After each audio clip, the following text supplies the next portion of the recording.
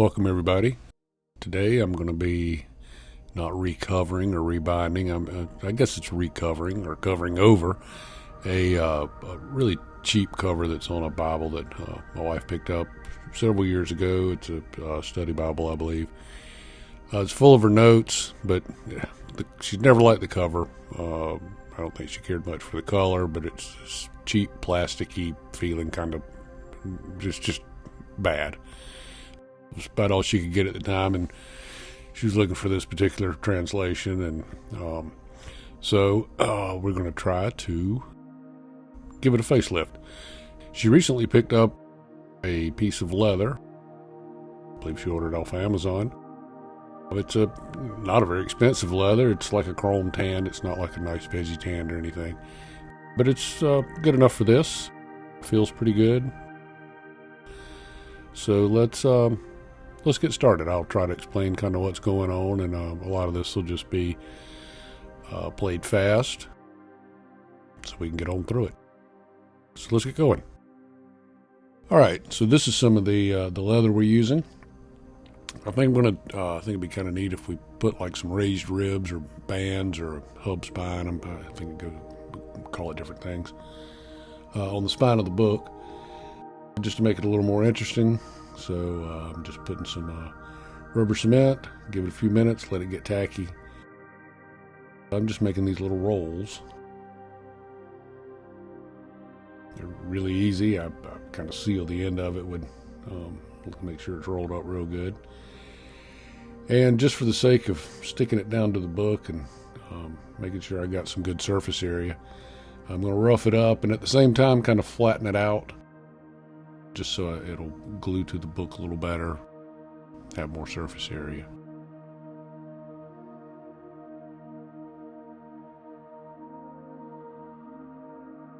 So I'm making a total of 4 of these.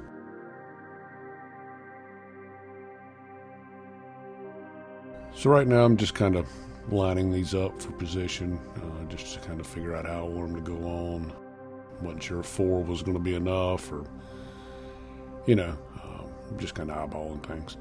So now I'm using a thick, I like to use this on projects like this. It's a thick CA glue, super glue. If you do much of this stuff, go ahead and buy it in the big bottles.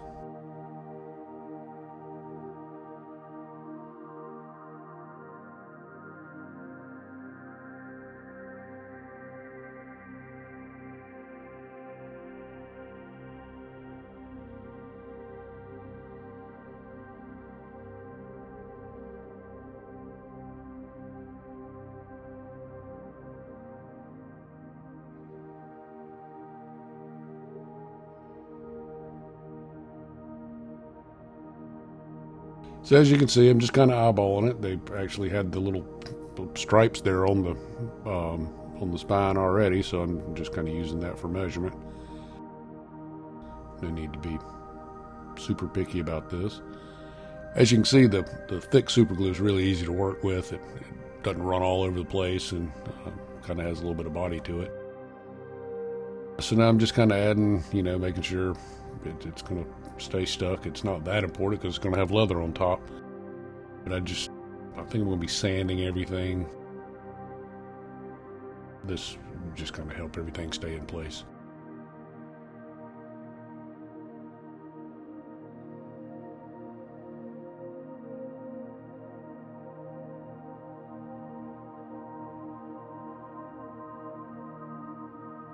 So I'm just sanding over the whole book. It's got years of hand oil, and plus I kind of want to, give it some tooth for the glue to stick to it.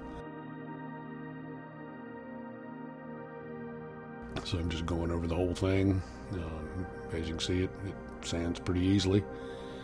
I'm not taking too much off, just enough to rough it up real good and give me a nice surface to work with.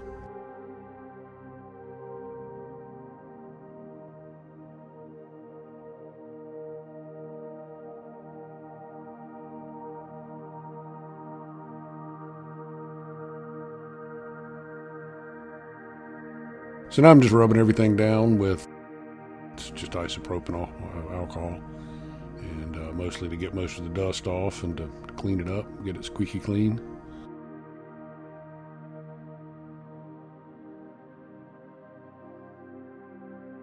So now this is the back side of the leather there on the table, and I've just kind of marked it out, made a few measurements. I'm just kind of testing it here to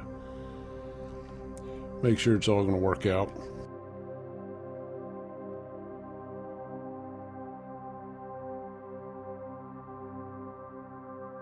So now I just grab my can of rubber cement, and right now I'm just going to try and glue down the spine. I don't want to, try to glue the whole thing at one time.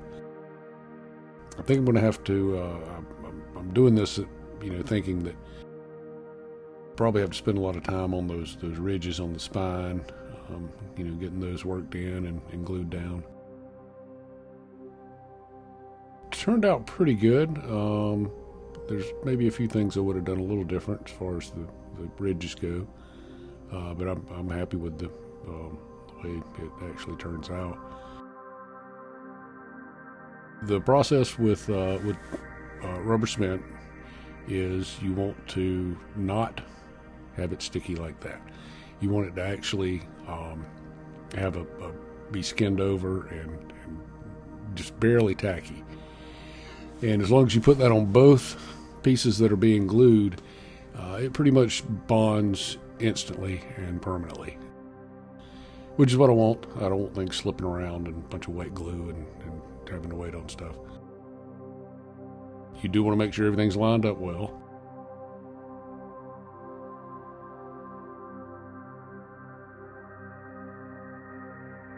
Next few minutes I'm just going to be kind of pushing and pulling, trying to get all the details in there.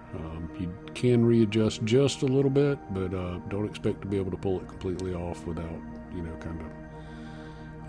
maybe ripping stuff up a little bit. I'm using this squeegee. I'm actually using the back end, the thicker end, for most of it, because the thin end's just way too floppy to get much pressure on things. I got a couple of different little nylon tools and stuff used for prying things.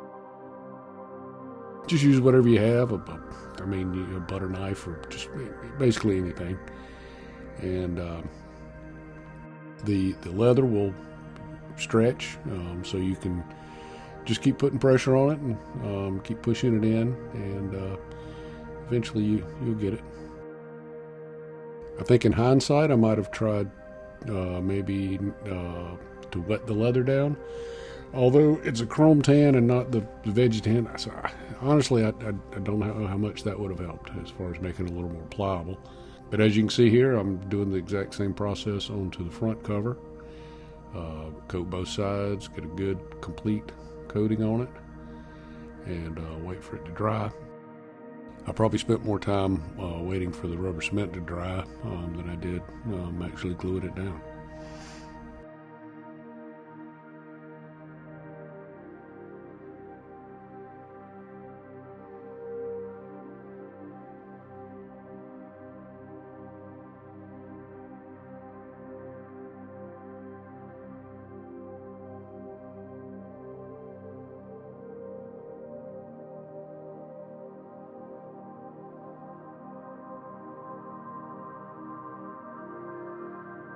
Okay, I want to point out that this did not work out. I mean, it ended up working, but I put too much pressure on it, and as you can see, the end of the book kind of curls up. So by using that squeegee to really push it out, when the leather kind of started to pull back, and it's fine now. The leather's relaxed, and it's the bubble ends up looking good, but I probably when we get to the back, you'll see it, just kind of lay it down instead of trying to squeegee it like you would maybe putting on vinyl or something.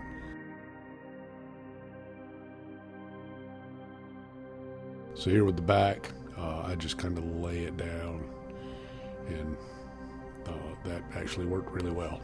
So you can get out any kind of air bubbles.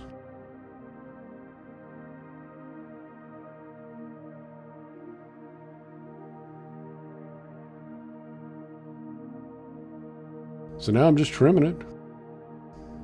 It's maybe use a sharper knife than I had there. I don't know why I didn't use a fresh blade.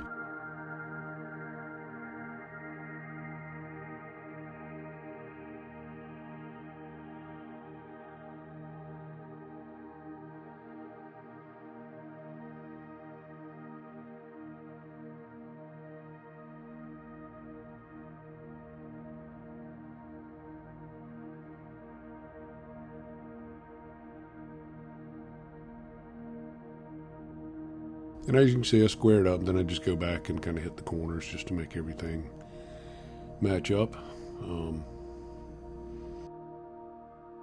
Then hit the edge with a little bit of sandpaper, just to kind of bevel the edges just a little bit. Leather is super forgiving.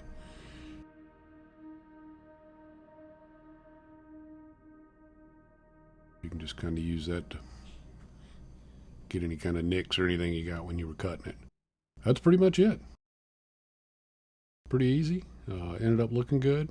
So if you try this, just know that it's really not that hard, and good luck.